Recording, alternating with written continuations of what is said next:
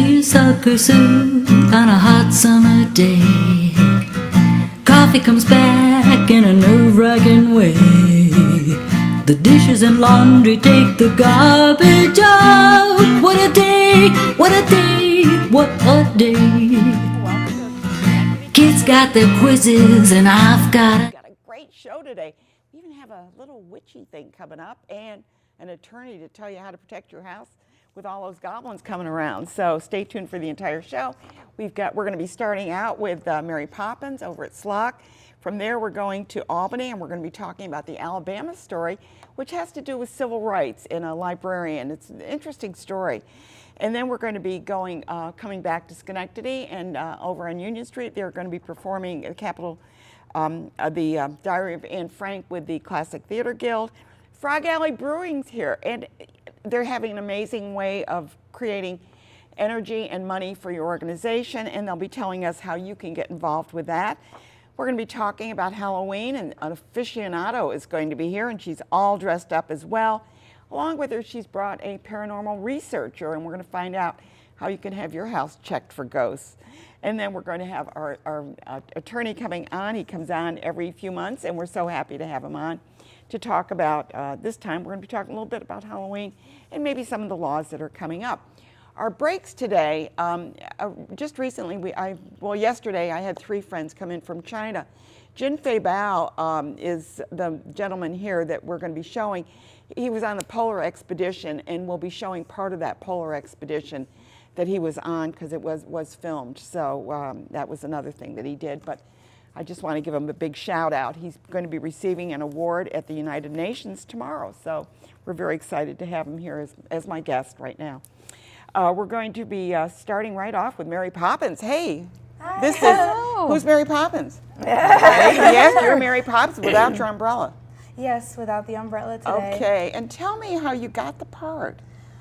Oh, wow. So the audition process, it was just like all the other audition processes, only I was so excited for this show. I was like, oh my goodness. And you wanted the part. Oh, I wanted the part so bad. She wanted the part. Absolutely. I mean, there was a plethora of talent at these auditions. They always are. I've sat in on those auditions. Oh, yeah. Like, these are the songbirds of our generation. Everyone is so amazing. So I was obviously, like, so nervous. And I remember getting the call, and our assistant producer and co-music director, Michael Camello, he called me. And he was like, well, you know, sometimes these things don't work out. Just kidding, you got the part. Did he do that? Totally got Amy. Me. And I was so happy. Yeah, that's great. So, Suzanne, you are the director of this. How big is your cast? We have 32 high school students from all over the the capital region. So this is your youth program? This is the youth production. Youth production. So you have 30. 32. 32. Hard to fit all of them on stage. We have a lot of different magic things that are going on with Mary, and you know, are we going to use a guide wire to bring her in? Are we going to have her bungee jump in? We just weren't sure how to make that magic happen, but it's a lot of fun. And well, this is going to be very interesting. Oh, absolutely. It's a show that's classic for both adults and children. Yeah, and of course it's a great story too. Yeah, and Amy, you're the producer, so what do you do? What do you do as a producer? Well, I'm working with Michael Camello as well. He's actually doing dual You didn't roles. Trick her though. No, I wasn't the one to call her and trick her. No, that was his idea. So I'm working with him on this, and he's also music directing. He's doing it. Well, why wouldn't he be? He's doing dual purpose. So they'll be in a 8-piece live pit when we perform, and what do you mean? You're not gonna have it on the stage? It won't be on the stage. No, because you have it upstairs. Balcony, but an 8-piece. That's pretty good. Band. Yeah, that's great. So now you have 32 kids. So that means these shows are going to be sold out. Well, they're fast selling. We added another performance this year. You always do with these youth programs. We did, yep. So we have a matinee on Saturday as well as our 2 Sunday matinees, so a total of 8 performances. And we strongly recommend that people get their tickets now because, especially after the first weekend, they go like hotcakes. Well, once the reviews come out, and the reviews for SLOC, the reviews have always been amazing because they really seem to. I mean, the talent that you bring out. First of all, who did the casting? Well, it's a panel. It's a panel, myself okay. along with our producers. So and music. you did the casting, and of course that's number one. You got to get the right cast. And there we are. There you go. Krista is the cast that made it happen. And you also have, or Claire, I'm sorry, and you have Jake, who was not able to make it today. He was unable to come today. He was ill, but he's playing Bert, and these two play off each other so well. They all have gorgeous voices. We, as I said, with 32 kids, I'd say probably 12 different high schools that are represented in this production. Wow, So that's a broad span. and do I kind of wonder, Claire, you're still in school, right? Yes, Yeah, I'm a right. senior. Claire Flynn. And what school do you go to, Claire? I go to Averill Park High School. Averill Park. Okay, good. Do you get any credit in your high school for doing things like this? Because I think this is a great extracurricular activity. Do they kind of just say? This is just sort of, I do this for fun on my own time. Yeah, because it seems to me there should be some kind of, attaboy or something that goes with it. Yeah, good. So when can they see the show, Suzanne?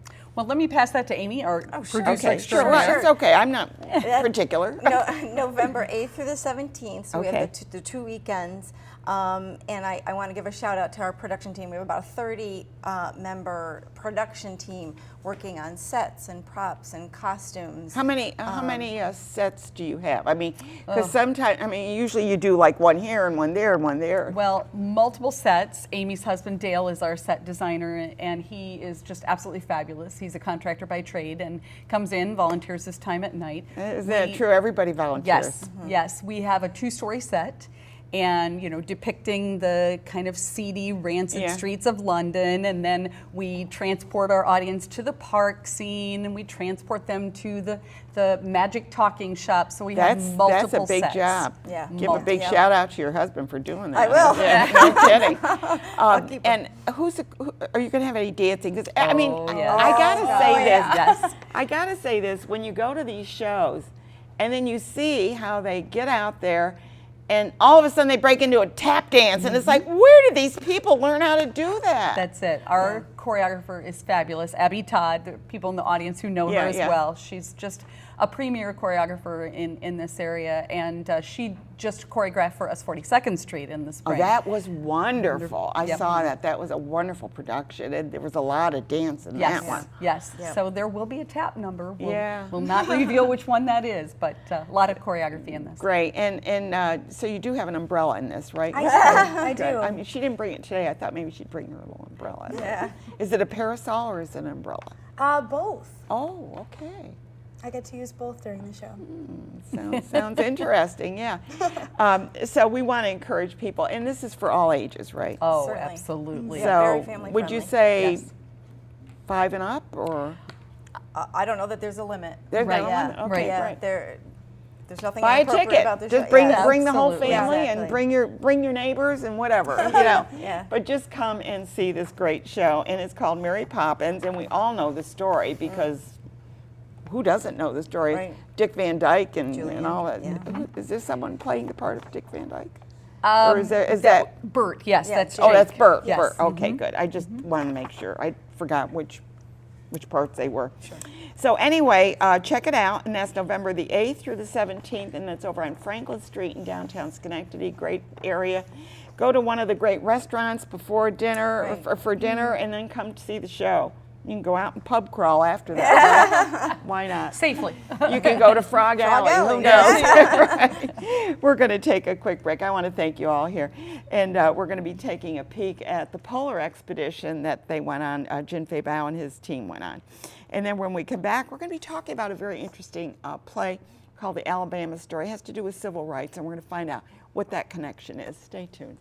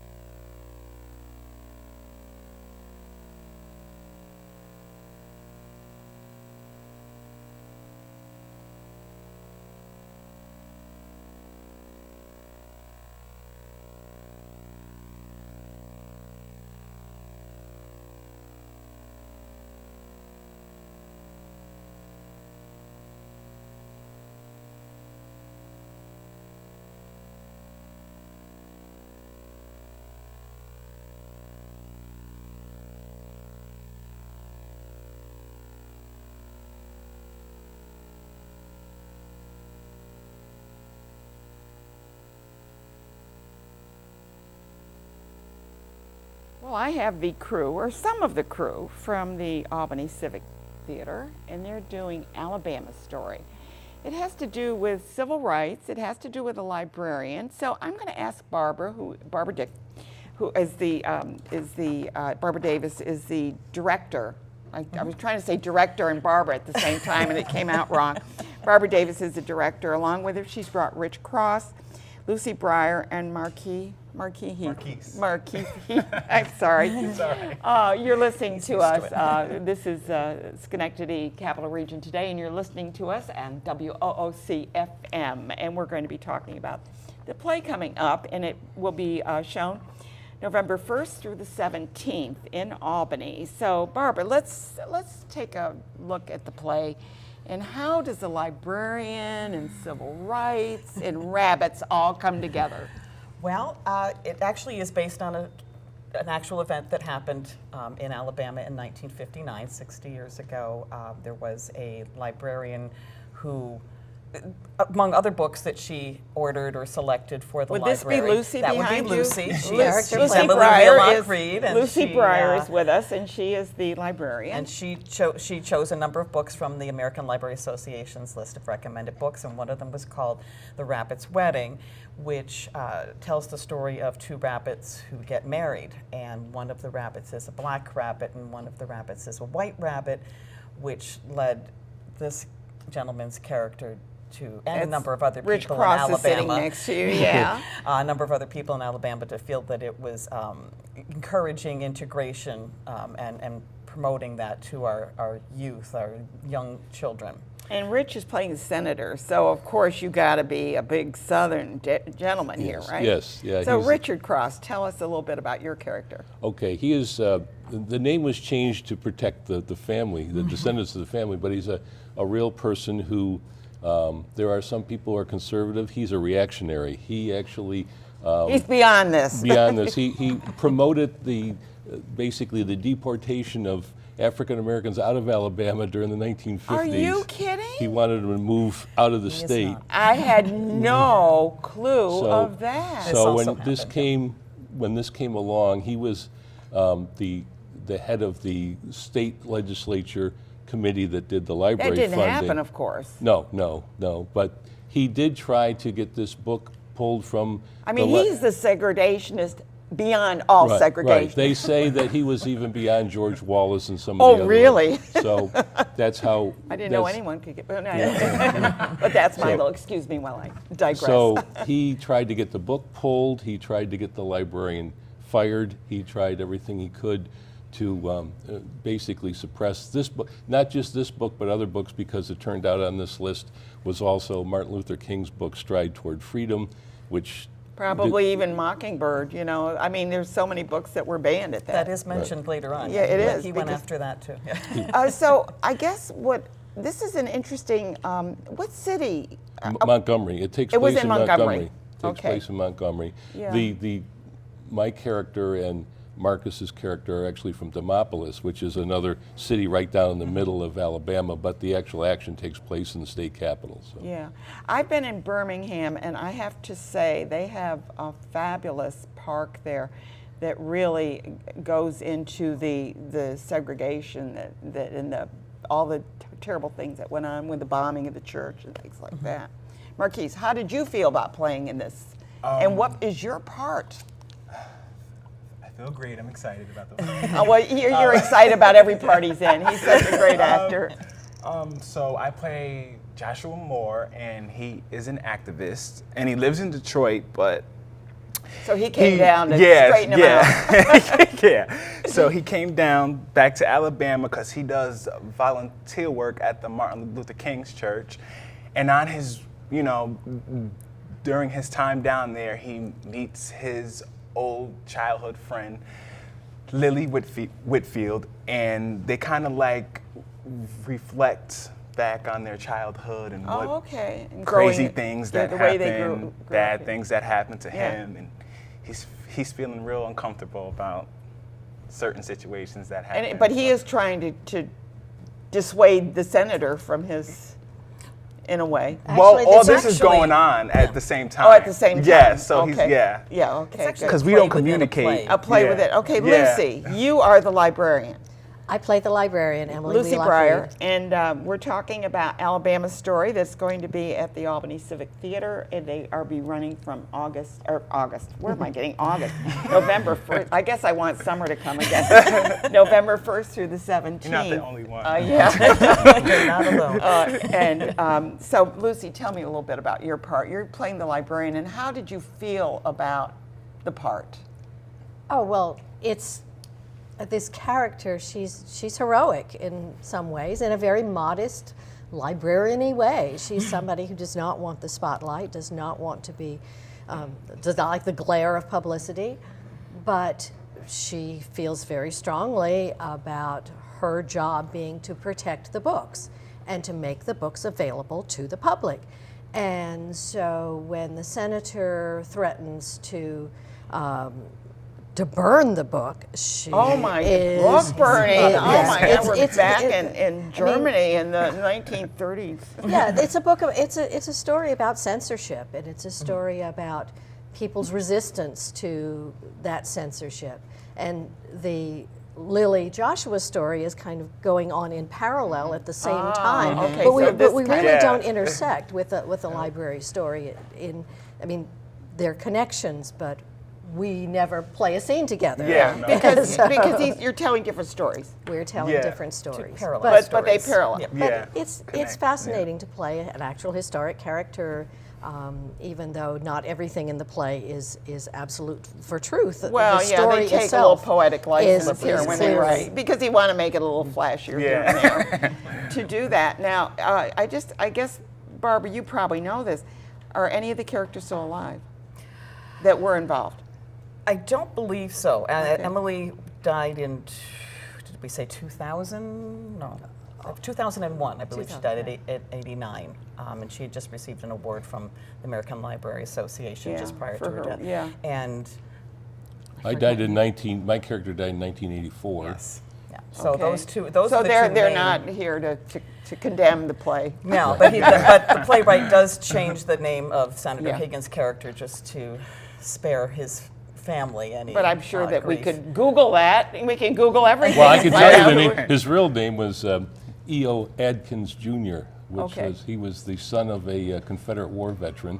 Oh, And, so he was he- entrenched in he the, was, in the yeah, separation. the son of the Confederacy. Yeah. So, Oh my Yes. gosh. so yes. Well, you know, this is something that we all have to remember, and it's good. I mean, we're talking about this play, Alabama Story, about the civil rights. The next play we're going to be talking about is the Diary of Anne Frank, Right. which of course is another historic, real thing that happened.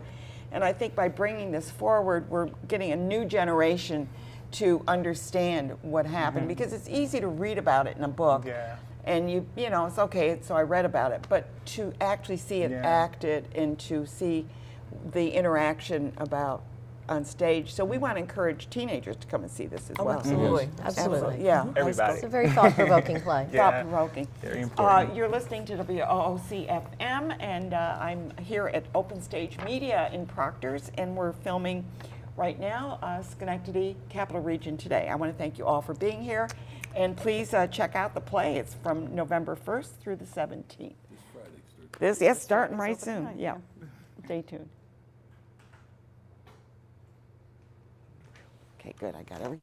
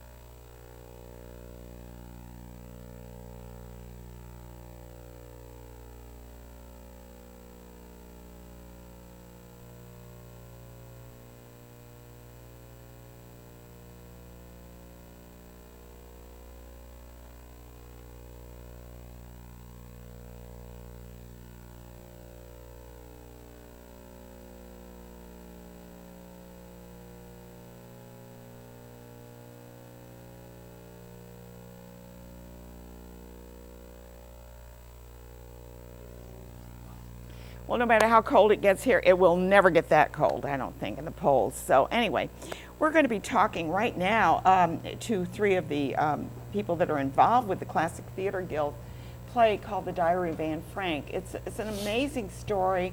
I'm sure that you've read it, maybe or maybe not. If not, what you got to do is go to the play and actually get the feel for the characters. With me, I'm very fortunate to have Krista Rivers. She is playing the part of Anne Frank. We're going to learn a little bit more about how she's developing that. We also have Mrs. Frank, who's the mom, and that's being played by Maria Opedisano. Opedisano. Okay, I want to get that right. And Alan Angelo, he's been on the show a number of times. You're playing Mr. Doozle, so I would imagine you're the one who owns the apartment, is that it? No. No, okay. I played the dentist, and I'm the last refugee. Oh, you're the last refugee. To Okay, come good. up to the apartment. Okay, I couldn't remember how that was, but I know that a number of people came into it. But let's start right out in talking to Krista, because this is history to you. You don't know it. I mean, I kind of grew up learning a little bit more about it. It's closer to my generation. How did you feel about playing this part of a young girl who did not know what her outcome was going to be, but had such great belief in everything? It's just been a really powerful part to play, and it's been awesome to be able to learn about her struggles and her feelings through portraying it on the stage. Like, I've gotten so close to the part, and it's just been a wonderful experience. Did you know the story before this? Yeah, you did. we'd learned about it in school. In school, yeah, and I because read the usually diary. they had you read the Diary of Anne Frank. I remember reading it, and as a young person, it was like, I can't even imagine what it must have been like. And for those of you who just dropped out of Saturn or something, it's a story about a family and other people that enter the story, and they're being hidden. And this is it's a Dutch. Netherlands. Netherlands, right, the Netherlands, by a Dutch family, the Van Dam. Yeah. So, Alan, tell me, how does... Well, my character is a dentist. He was married to a Christian woman. Okay, there's a line in the play where Anna says to me, it must be difficult to be separated from your wife. And I say... Because she was not being persecuted. Right. And then basically I tell her it happened so quickly I couldn't tell my wife where I was going. And like Anna explains to me, that's for your own safety. And those times, you didn't know who you could trust, so everybody was very suspicious. To prepare for the role, I read a book called Dutch Girl about Audrey Hepburn, who was a child in Netherlands during World War II and was part of the resistance. So that was my background work. Yeah, so you have to learn a little bit more to get the feel for it. Now, Marie, you are the mother of Anne Frank. Yes. And how long in the story, how long are you in this little garret, actually up and hidden away? Over 2 years, we're in there, and it's a very small cramped, space. small space. We've got the Van Dans who argue a lot. We have Mr. Dussel. We have the Van Dans' son, Peter, and then Otto and I have our two daughters, Margot and Anna. And in the story, are you constantly in hopes that this is all going to go away, or is the fear always there? The fear is there. The feeling whenever we hear the sirens go off, we don't know if we've gotten caught. Situations with the people underneath us, we have to be very quiet so they don't hear us. Because not everybody in the building knows you're there. Correct. Only a couple people know that we are there, and they help us. They get food for you somehow. They get us food, they get us and clothing. imagine what it must have been like to try and feed that number of people without it looking suspicious. Right, because they had to get ration cards but couldn't have our names on it. And as the year progressed, and the year two, we're all so hungry and starving ourselves because they can't get food, they're hungry. Yeah. It's a story, I think, that we don't want to ever see repeated. No. But it's possible. and it needs to be told because it needs to be remembered. Yeah. We had somebody come in, a Holocaust survivor. I think we need to talk about this because he did speak to you, right? Yes, and he told us that at the end of the war, when the American soldiers came in to free them, and I know this also from my uncle because that was part of his job in the war, who told me that it was just terrible when he arrived because anyone who was left alive were just skeletons themselves, and there were just walls of dead people. Yeah. But this was, he said, 6 miles from Hamburg, and the whole villages around it, nobody believed that it was happening. So the American soldiers went and brought the villagers in to these places and said, look, we want you to see this. We need witnesses. You must know this and be witness to this. Well, that's interesting. I had Richard Merowitz on. He's the man who found Hitler's hat. Would you believe that? Oh. And he went into a Berlin apartment of Hitler's, and he found the hat there. But he said it's only 6 miles from Auschwitz, I believe. And he says they claim the people didn't know what was going on. So I can't imagine with crematoriums. I mean, this is beyond my comprehension. But anyway, what we're trying to tell you and express to you, and what is really significant is that this is will be performed at Beth Israel, Congregation Beth Israel on Union Street, which is an appropriate place to play this. Mm-hmm. But the important thing is this is not a story that, I mean, it's a story of hope for Anne. Mm-hmm. Definitely. She really wants, how did they save those writings? That's her diary, I mean, and found it and then were able to publish it because this does not have a happy ending. No. You know, that's the sad part. There's not a happy ending. But it's a story that needs to be told, but it's a story of hope, how people survive, how they try and make their daily lives kind of enjoyable as best they can in a cramped space, never going outside. It's an amazing story. It is. So we yes. want to, Alan, I mean, you've been in a lot of plays. I imagine this might be one of the most heart-rendering parts you've ever played. I look at it completely different. I view it as an actor, it's a craft, it's an art, it's a business. You're also telling a story. It's an important story to be told. This is the second time I've done the Diary of Anne Frank. Is that true? I played Mr. Van Dam with the Temple Thespians. Okay. Now the reason why I bring this up because when I played Mr. Van Dam, it was in a longer version. This version by Wendy Wesselman is another adaptation. It's a shorter one. It's concise, 54 pages only, but it's powerful and it gets to the nitty-gritty. Okay, great. And we want to say Steve Suriano is the director of that. So if you want to check it out, it will be played from October 31st, which happens to be Halloween, through November 10th at Congregation Beth Israel, and that is in Schenectady. Get your tickets, and please keep remembering what people have gone through in the past, but it is a story of hope, and it's something I think you'll really enjoy. Thank you all for being here, and I know you have to get to school and everything, but thank you so much for being here. We're going to take a quick break, and when we come back, we're going to take a little twist here because we're going to be going over to the Frog Alley Brewing and find out how they're helping our community. Stay tuned.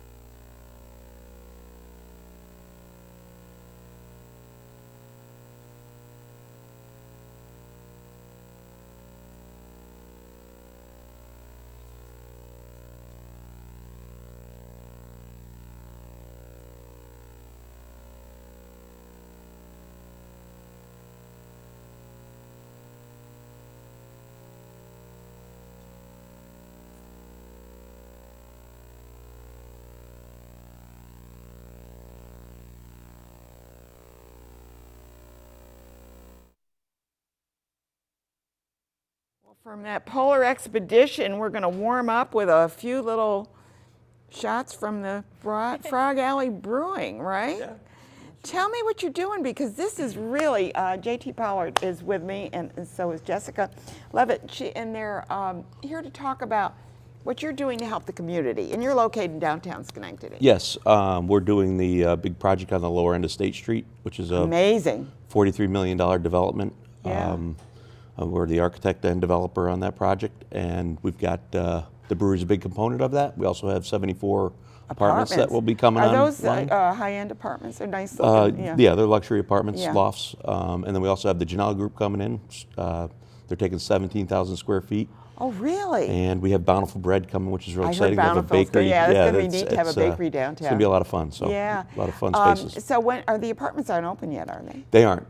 They should come online around December 1. We'll start leasing. Yeah, and from what I'm understanding is that most of the apartments in Schenectady go like that. Yeah, the absorption rate is about 10 units a month, and it's been, there's waiting lists for Mohawk Harbor, and I think everything's going well. Yeah, and I know that, Mohawk Harbor is really filled up there. I mean, They had a good architect. So. yeah. So anyway, and there even those townhouses, I can't believe, they're pricey, pricey. They're 500 and up. Yeah.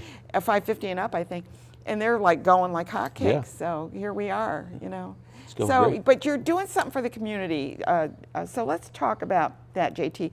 What are you doing for the community? And Jessica, was this your idea? It was kind of a teamwork. That's kind of how we do all of our events, collaborate, which is nice. But we do community pint night on Tuesday nights from 4 to 8 p.m.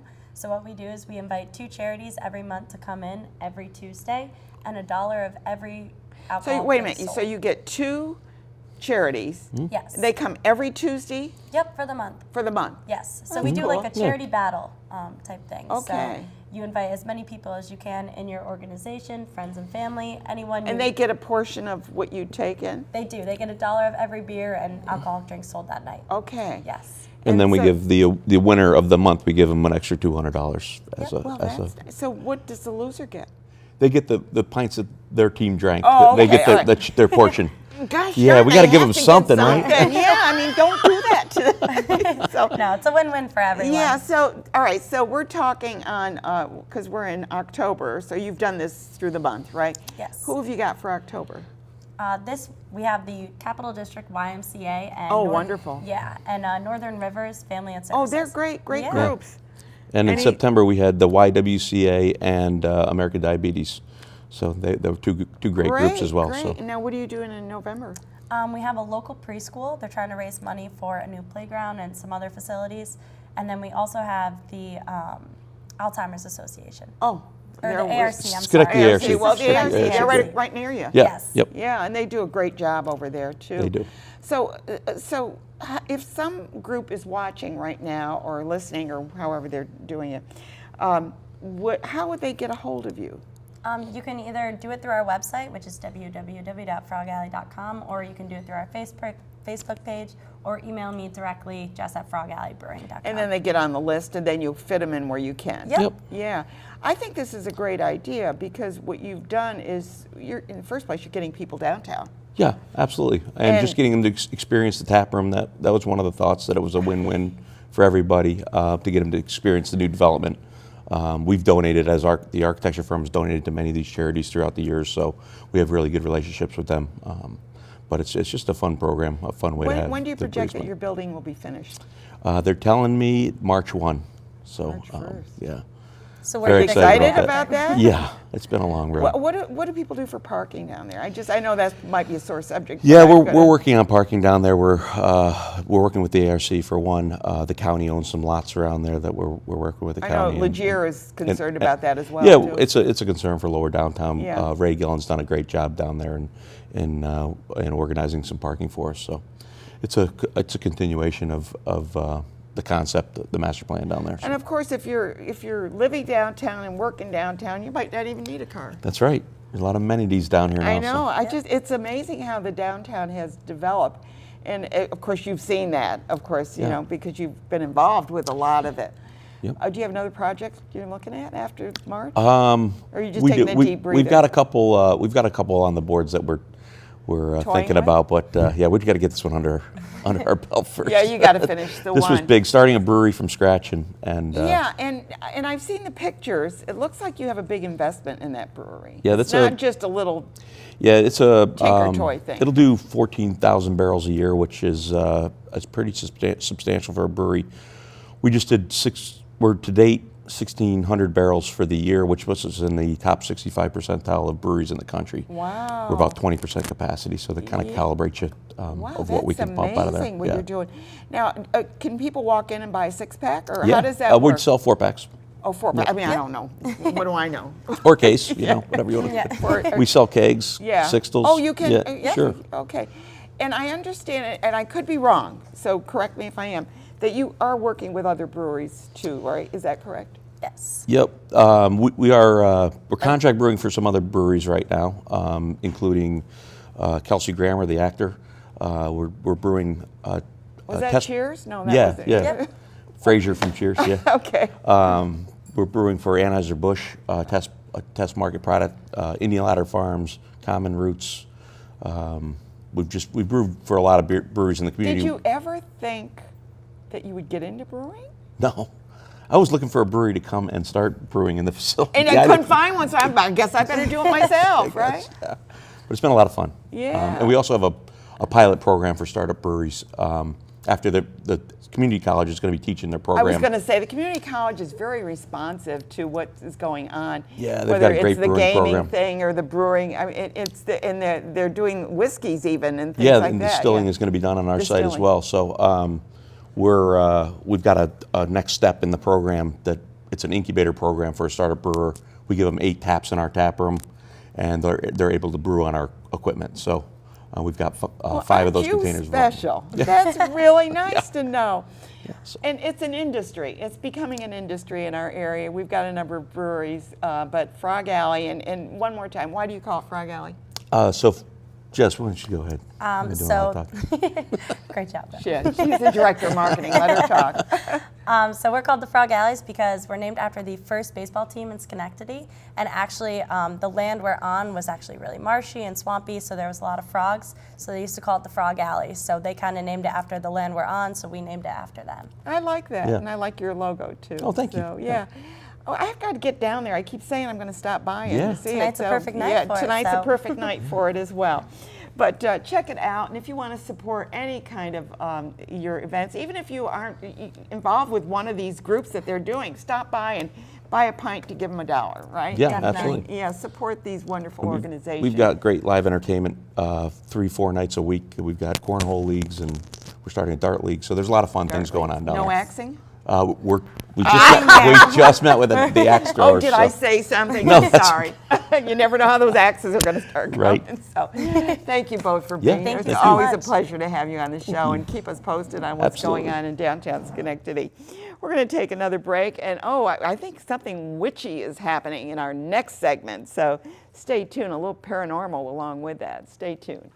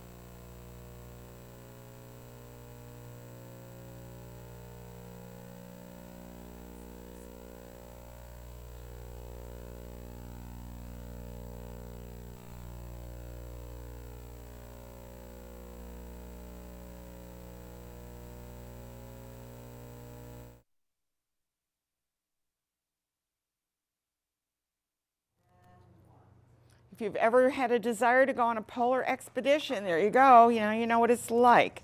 Right now I have Maria Immediato on, and she is, I would say, an aficionado of Halloween.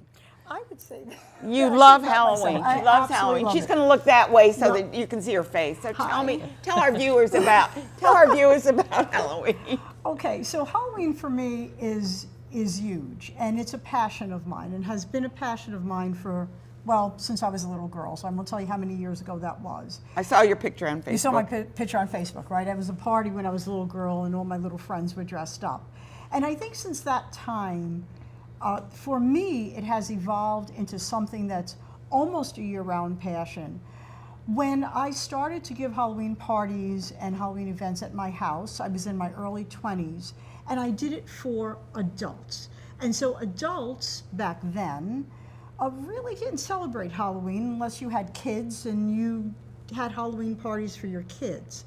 And what I discovered is adults really wanted to have Halloween fun too, but it wasn't a popular thing. And over the years, and I've put on more parties than I can care to admit, I have found that other people now just have the same joy, the same happiness. It's just fun to do, to let go, to follow your passion. And for me, my passion is all things Halloween. It's what You start in love. March. I start in March. Actually, we have a haunted house in our basement. And so David and I start decorating the basement, you can call it decorating, in March with lots of dark plastic up and lots of paneling. And then we move to the upstairs. That's the upstairs. That's part of my, I have a room that is a Halloween village, okay? And so there are different parts to that village, and then we pretty much decorate every room from the bathroom on through. Now we have 2 parties a year when we do Halloween, because we have a lot of people that would like to come to this event. But I'd like to stress really that it's so much fun to follow what you really want to do. For me, this was not popular 40, 50 years ago. And now it is so much more popular for adults. If you go on Facebook, there's lots of signs. More and more going, and a lot of costumes. Lots of costumes. But you've brought with you Carol, who is a paranormal researcher. So tell me how the two of you have evolved into a friendship, and also, Carol, tell us what you do. Well, my husband and I have co-host Paranormal Society. And what we do, people contact us for to investigate any activity that they might have in their business or home, and we set up our scientific equipment, and whatever evidence we gather, we present to them and let them know if there's something going on. Scientific, are you looking like heat or what? What do you? We check for electromagnetic. And you brought photos, I yes. think, as well. We'll check for electromagnetic fields. We check. We use video recording. We do still photographs. These are photographs that I've taken on just on my own. The top one, the one is the Hinsdale house, and I caught a mist and a couple of orbs around that. And the other is one of my hobbies. A friend of mine and I go to cemeteries and we take pictures at night. That was Waterford Rural Cemetery. And to me that looks like the star fell off the Christmas tree. Yeah, really. And these 2 photographs are from the Irish Mist pub. And before it was closed, they were letting paranormal investigators in to gather any evidence they could find. The one is an apparition on a closet door. And it was just an empty closet, but we happened to catch a gentleman in period clothing. And in the other picture, the image is starting to fade. It's interesting, though. I mean, it's and you will go into businesses, or you go into homes? We will go into businesses. We have done the Hoosac School up in Hoosick Falls.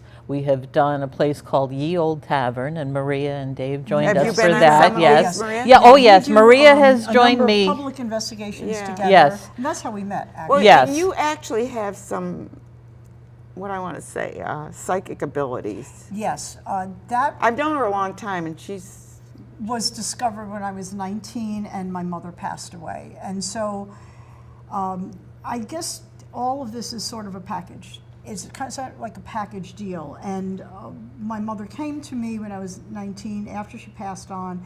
And so I had a number of interesting events happen in a home in Schenectady that I lived in my early 20s. And then once you have that type of thing, you begin to question what's going on, and so I took that pathway as well. So and I say if you kind of work with it, you get better at it. Absolutely. I went to a school which no longer exists, but it was Holistic Studies Foundation on Central Avenue. I did that for 4 or 5 years part-time, and I discovered that I had a gift which I use only to help out. It's not for pay or anything, but it's called psychometry, where you would pick up an object someone's worn and you can get readings and vibrations off of that object. So you look at Halloween, you look at and you're doing Day of the Dead too. I'm doing Day of the Dead at Singles Outreach, Yeah. where I'll do a few readings there. That's this Friday evening. Yeah. So it's really, and Carol and I met on an investigation. We were at Oakwood Cemetery, I think, right? And we Yes. met there. Yes. So another investigative group. So, and that's how our friendship kind of cemented through that. And that was a number of years Yeah, ago. 2009. So you really do, again, I want to stress that you really do need to follow your passions, even if they're not quite mainstream, right, Carol? It Yeah. doesn't really matter, because at the end of the day, you have to be It's the actual paranormal investigation has become a more pronounced thing since certain TV shows have. Yeah, they've been doing a lot with that. They've been doing more with it. People are more able to come out and talk about it, which they couldn't before. No, you think, well, no, they don't And talk yeah, about it. They think and you're- that's one of the first things Yeah, people well, say to us when they call us to investigate. You're going to think I'm crazy. No, yeah. But, and we're like, no, go ahead and tell us, because we can figure it out. Yeah. And sometimes it's something that's natural within their home that's Well, occurring it's like Hans Holzer Right. was the one who always wanted to disprove it. He always Yes. kind of did his research to disprove Yes. that, and yet it turns out a number of times it wasn't. You know, Right, it was- right. Well, I want to thank you both for being here to give us a little bit of a jolt to get started with Halloween coming up. It's coming up on the 31st, and I understand it's going to rain, but it won't rain on your parade. will never rain on No, my Halloween either one of parade, you. that's for sure. We're going to take a quick break, and when we come back, we're going to find out a little bit more about law updates, but also John will be telling us about maybe how to protect your home for Halloween as well. Stay tuned.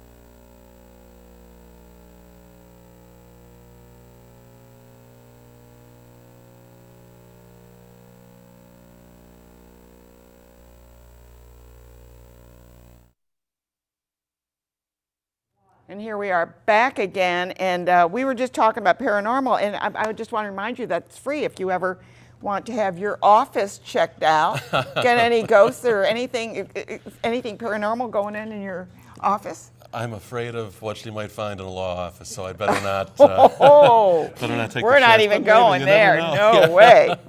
But when we talked about you coming on this time of year, one of the things I wanted to ask you is that, you know, these little goblins come to your house.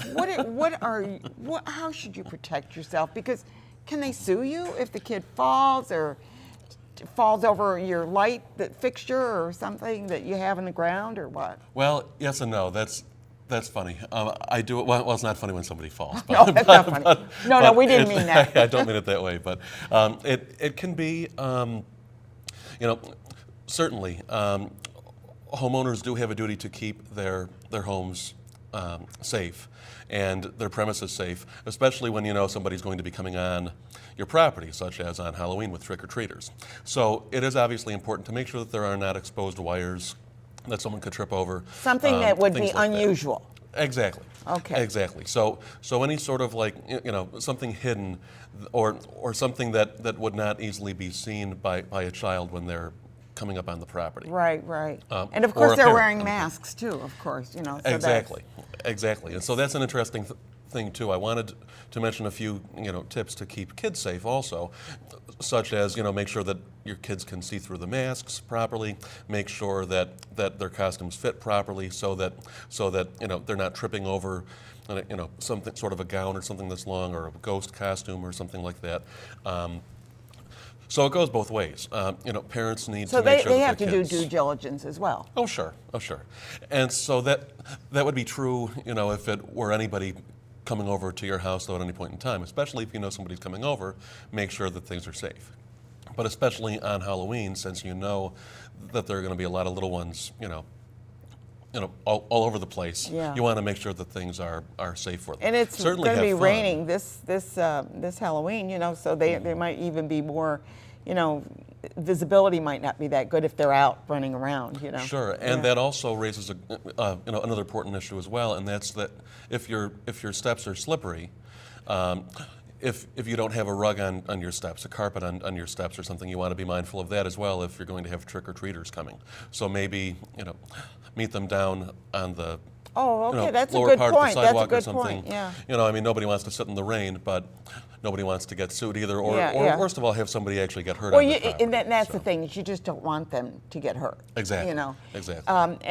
So that's kind of just, we wanted to just kind of cover that a little bit so that as a homeowner, you are responsible. I mean, and of course, if it's an act of, you have no control over, a big flood comes in and they slip on something, I don't know what you can do about that. Oh, right. Absolutely. But let's talk about any new laws that are coming up and what's going on with our enhanced driver's licenses, and is it a legal issue or what? What's going on? Well, sure. There are a bunch of new laws that are timely right now that I did want to cover. Certainly the enhanced licenses, that is something that's been a lot, in the news quite often lately, and it can be a legal issue. It can be seen as a legal issue. I think it's also a societal issue in a way as well, because we want to protect our country, we want to protect our states. Absolutely. And we also want to protect our citizens, and we want our citizens to be, and also, I should say, people residing here who may not be citizens or have a, Well, I mean, we're talking, that is a bit of an issue, but my personal feeling is that anyone who's going to drive needs a driver's license. Well, sure, and everybody driving should have a driver's license. Exactly, Absolutely. and so Absolutely. that's important. Now, I don't know how they're going to make them separate or anything, distinguish whether they're, a citizen or non-citizen, or, how they're going to do that. But that's probably not your problem. Well, and that's something that I think we're going to be seeing how that plays out in practice. Whenever a new law is passed, it can take a few years or sometimes a few decades, like with abortion, for instance, which is still ongoing, obviously, to work out all of the bugs and to figure out exactly and how things are going to be applied and how things are going to work. And a lot of times it's not thought out. It brings me to mind of when they came out with the dollar, the coin, and it was the same size as the quarter. And nobody noticed that? Really? You didn't notice that they were the same size and they were going to get mixed up? There are all sorts of... I mean, think these things out, you guys, when you make up a law. There are lots of good intentions, yeah. Especially in new laws, but sometimes the application can be more difficult and there can be unforeseen problems or issues that arise, certainly. Now, I know that one of the things that you do is you do your planning for eventualities, and you have a booklet and things that people can talk to you about, right? Sure, absolutely. Estate planning and long-term healthcare planning, Medicaid planning, trying to plan for those costs, which might be unforeseen, but which many of us, most of us probably are going to incur at some point as we get older. It happens to all of us, or just about all. So you think planning is probably the most essential thing, to plan ahead? Yes. The sooner you start planning with trusts or with other sorts of legal devices, certainly the better off you and ultimately your family will be, and the more protected you'll be. Yeah, and you probably do need some legal advice for this, because sometimes if you're going to set up a trust or something, right? Is that? I would certainly recommend it. I mean, anybody can go online and download something, sometimes for $200 or $300, $400, but it's really, making sure that you have the right plan for you and for your family. I was going to say, because if you talk mano a mano, then they understand where your situation is. Exactly. I like to say that anybody can draft a document or plug names into something. People should go to lawyers for this to really explore all of your options and make sure that you know what all of your options are, what your rights are, and what some of the costs are going to be also. Exactly, right up front. Well, I just need to tell who's coming on next week. I always do this, and then we'll talk more. I have an author and sports figure on. Willie Dean is going to be here to talk about things. We also have Concern for the Hungry. The Dudley Observatory is going to be on. And the Hill City Cloggers. Can you imagine? Are you a clogger? They're going to be here dancing on the thing, and we're going to be talking about the holiday tours as well. But anyway, I don't look like a clogger. Clogger. Yes, I can't even imagine what that's going to be like when they're on the thing. Maybe we need an attorney here, because you never know. Make sure there are no spills on the floor. No spills on the floor with the cloggers. Exactly. Which brings me to just we're almost out of time. But are you an aficionado of Halloween? Oh, certainly. I wore my orange tie for a reason today. I like Halloween. I really enjoy Halloween. Yeah, it's fun. It's this time of year that I always feel like listening to Black Sabbath and Ozzy Osbourne and things like that. I start, it just gets you in the mood in October for all that it's stuff, great. So, And of course, if you're on Spectrum, you can always go to the Sounds of the Season, and all they have is Halloween music on. Oh, yeah. So you're all set there.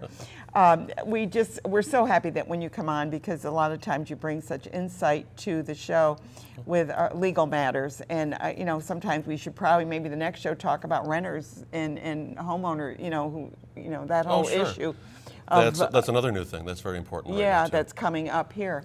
But right now we're just talking about Halloween and how to protect your house, and he said, look over your land ahead of time just in case you don't want any kids falling or having any problem, including yourself. Yeah. Including yourself, absolutely. And or else you might end up in one of those long-term facilities that you'll have to wonder if you got all that stuff taken care of. Which we definitely don't want to have anybody get injured. And one other thing also, Ann, is that people should really make sure to drive slowly through neighborhoods. Oh, yeah. Remember, kids are going to be trick-or-treating. Everybody should always remind their kids, look both ways. But remember, kids are going to be excited. They'll be running from house to house. Drive slowly through neighborhoods. That's a good advice there. We've been talking with our favorite attorney here on the show. He comes on every so often. We're always glad to have him here. John Masacchio. Masacchio. I know it's got the K sound with the CC. I'm Ann Perillo. Thanks for watching.